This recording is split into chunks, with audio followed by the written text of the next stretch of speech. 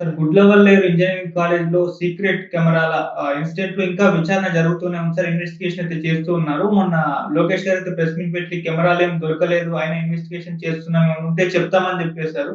మరి ఈ case update ఏంటి? ఎటుపోతుంది? ఏమన్నా విషయాలు బయటపడ్డాయా లేదా సార్ ఇప్పటి వరకైతే?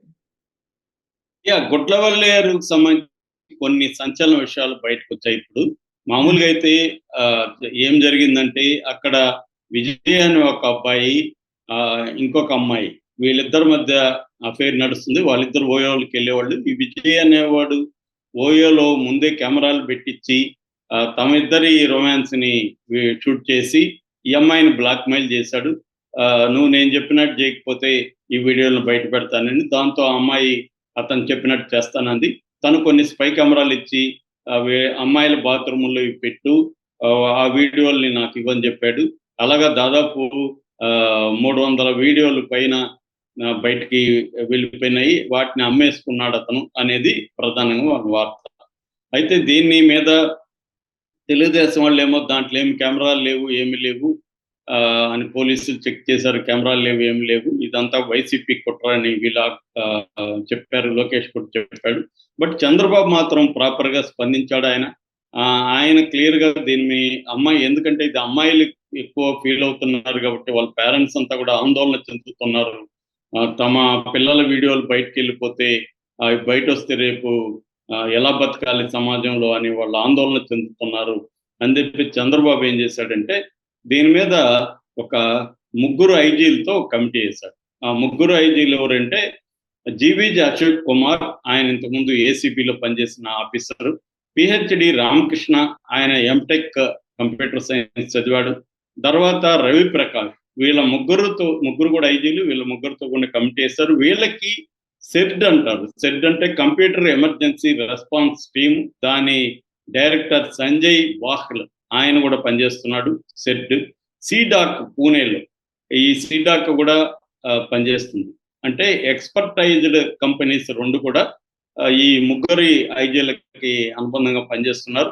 వీళ్ళు అక్కడున్న హాస్టల్స్ అన్నీ కూడా విజిట్ చేసి అమ్మాయిల ఆధ్వర్యంలో ఎలక్ట్రికల్ అండ్ ప్లంబింగ్ మెటీరియల్స్ అన్నిటినీ కూడా ఎలక్ట్రానిక్ డిటెక్షన్ దీని ద్వారా చెక్ చేస్తున్నారు. ఎక్కడెక్కడన్నా ఉన్నాయా ఏంటి అనేది మొత్తం చెక్ చేస్తున్నారు. ఇప్పటివరకు ఏమీ బయటకు రాలేదు. అట్లాగే అక్కడున్న హాస్టల్‌లో ఉన్న వైఫై రూటర్‌ని కూడా క్షుణ్ణంగా చెక్ చేస్తున్నారు. ఎందుకంటే వైఫై రూటర్ ద్వారానే ఏదైనా కూడా ట్రాన్స్మిట్ అవుతాయి. ఇప్పుడు యాప్‌లు పెట్టుంటే కూడా అవి ఐడెంటిఫై చేస్తది. ఎందుకంటే అవి కూడా వైఫైతో కనెక్ట్ అవుతాయి కదా! కెమెరాలు కూడా ఇవాళ ఉన్న స్మార్ట్ సర్వేలెన్స్ కెమెరాలు కనెక్ట్ అవుతాయన్నమాట వైఫైతో. అందుకని అట్లేమన్నా అయినాయా? లేదు, ఈ పిల్లలు తమ మొబైల్ డేటాతో ఏమన్నా హాట్‌స్పాట్ పెట్టుకొని చేసుకున్నారా అనేది కూడా వాళ్ళు చూస్తున్నారు. అట్లేమన్నా హాట్‌స్పాట్ ఎవరికైనా షేర్ చేశారని కూడా ఫోన్‌లు చెక్ చేస్తున్నారు. ఈ విజయ్ వాళ్ళ ఆ అమ్మాయి వీళ్ళిద్దరికి సంబంధించిన సెల్ ఫోన్‌లను స్వాధీనం చేసుకున్నారు. కంప్యూటర్స్‌ని స్వాధీనం చేసుకున్నారు. కంప్లీట్‌గా ఎలక్ట్రానిక్ గ్యాడ్జెట్స్ ఏమేమి ఉన్నాయో అవన్నీ స్వాధీనం చేసుకొని హార్డ్ డిస్కులతో సహా క్షుణ్ణంగా వాటిని కూడా పరిశీలిసి ఏదన్నా డేటా రిమూవల్ చేశారా, డిలీట్ చేశారా, వాటిని రికవరీ చేయడానికి కూడా వాళ్ళు ట్రై చేస్తున్నారు. సో ఇప్పటి వరకు వాళ్ళ ఇన్వెస్టిగేషన్‌లో కొన్ని సంచలనమైన విషయాలు బయటకొచ్చాయి. అది నంబర్ 1, కెమెరాలు ఏమీ లేవు అనేది ఇప్పటి వరకు బయటకొచ్చాయి. ఎక్కడా కూడా కెమెరాలు పెట్టలేదు అనేది బయటకొచ్చింది. అయితే కెమెరాలు పెట్టారని, వీడియోలు తీశారని ఎందుకు న్యూస్ స్ప్రెడ్ అయిందనే దానికి కూడా వీళ్ళు ఎక్స్‌ప్లెయిన్ చేయగలుగుతున్నారు. వీళ్ళు చెప్పిన స్టోరీ వింటే ఇదొక భయంకరమైన స్టోరీ అని చెప్పొచ్చు. అంటే ఇవాళ సమాజం ఎలా ఉంది? ఇవాళ ఇంజినీరింగ్ కాలేజీలో పిల్లలు ఎలా బిహేవ్ చేస్తున్నారని తెలియడానికి ఇదొక ఈ స్టోరీ పనికొస్తుంది. ఈ స్టోరీ ప్రకారం ఏందంటే విజయ్ అండ్ ఈ అమ్మాయి, ఆ అమ్మాయి పేరు బయటికి చెప్పట్లేదు. విజయ్ ఇంకొక అమ్మాయి, ఇద్దరు కూడా ఇంజినీరింగ్ కాలేజ్ పిల్లలు. Vijay final year student. వీళ్ళిద్దరి మధ్య అఫైర్ నడుస్తుంది. వీళ్ళిద్దరూ అప్పుడప్పుడు ఓయో రూమ్‌లో బుక్ చేసుకొని ఎంజాయ్ చేసి వస్తున్నారు.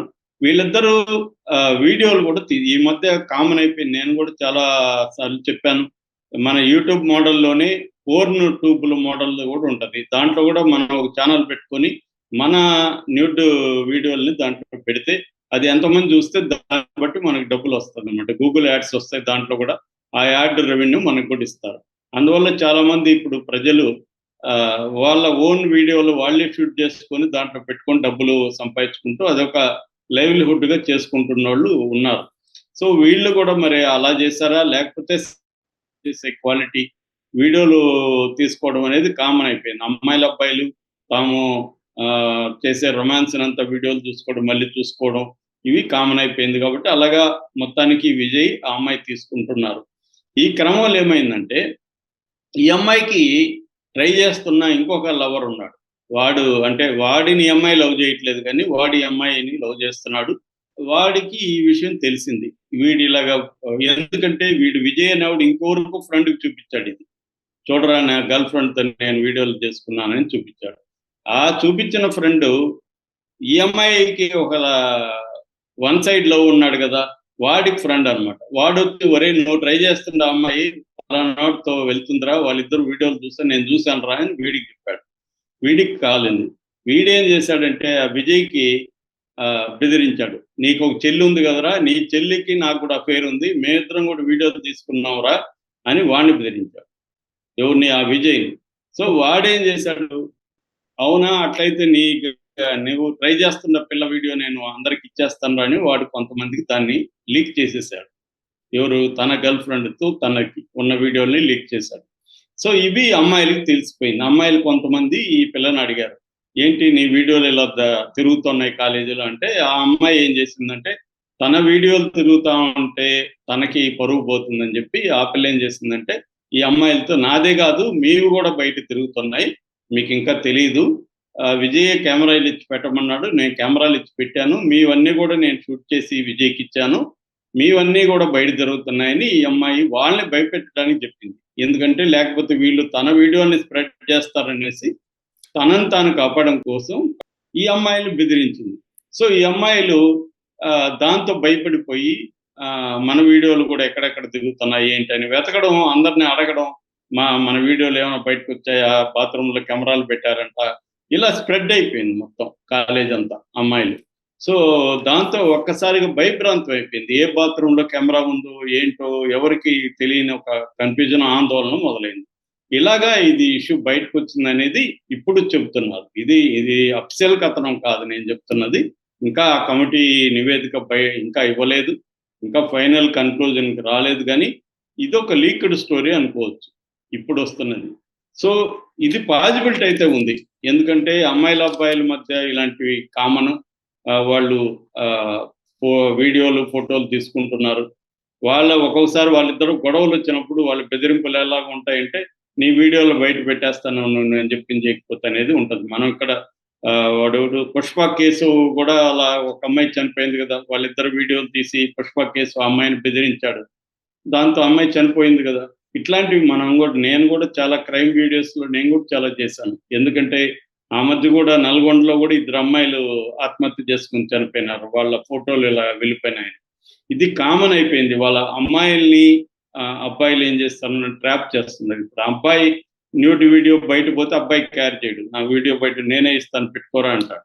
అమ్మాయిలు ఇప్పటికి కూడా మన దేశంలో పితృస్వామ్య భావజాలం ఉండడం వల్ల కావచ్చు, అమ్మాయిలు ఇంకా కూడా డెలికేట్‌గా ఫీల్ అవుతున్నారు. తమ న్యూడ్ వీడియోలు వెళ్ళిపోతే తమ తల్లిదండ్రులు ఎలా ఫీల్ అవుతారు, ఇంట్లో వాళ్ళు ఎలా ఫీల్ అవుతారు, సమాజంలో తాము తలంచుకోవాలి అన్న ఒక భయాందోళనలు ఇప్పటికి కూడా విమెన్‌లో ఆడపిల్లల్లో ఉండడం వల్ల బెదిరించగలుగుతున్నారు. నిజానికి నేను అందుకనే ప్రతి వీడియోలో చెప్తుంటున్న అమ్మాయిలకి, మీవి న్యూడ్ వీడియోలు బయట పోతే మీరేమీ భయపడకండి. ఏ రకమైన ఆందోళన అవసరం లేదు. పోతే పోయింది, చూస్తే చూసుకుంటారు అనుకోని మీరు వదిలేసుకుంటే మిమ్మల్ని ఎవడు బ్లాక్‌మెయిల్ చేయలేడు. మీరెప్పుడైతే భయపడతారో ఆ భయాన్నే పెట్టుబడిగా వాడు బ్లాక్‌మెయిల్ చేస్తున్నాడు. ఇక్కడ కూడా విజయ్ అనేవాడు వాళ్ళ గర్ల్ ఫ్రెండ్ బ్లాక్‌మెయిల్ చేయడానికి కారణం ఆ గర్ల్ ఫ్రెండ్ భయపడటమే. ఫస్ట్ ఆఫ్ ఆల్ ఇలాంటి వీడియోలు తీసుకోకుండా ఉండడానికి అమ్మాయిలు ట్రై చేయాలి. తీసుకుంటే రేపు పొద్దున ఏదో రూపంలో బయటపోయే అవకాశం ఉంది. ఒకవేళ బయటపోతే పోనీలే అనుకునే యాటిట్యూడ్‌ని అమ్మాయిలు పెంచుకోకపోతే రాబోయే కాలంలో ఏఐ వస్తుంది. మీ తప్పు లేకపోయినా, మీరు వీడియోలు తీసుకోకపోయినా, మీ ఫోటో ఉంటే కూడా చాలు. ఆ ఫోటోని డీప్ ఫేక్ టెక్నాలజీని ఉపయోగించి ఫోటోని వీడియోగా మార్చేయొచ్చు.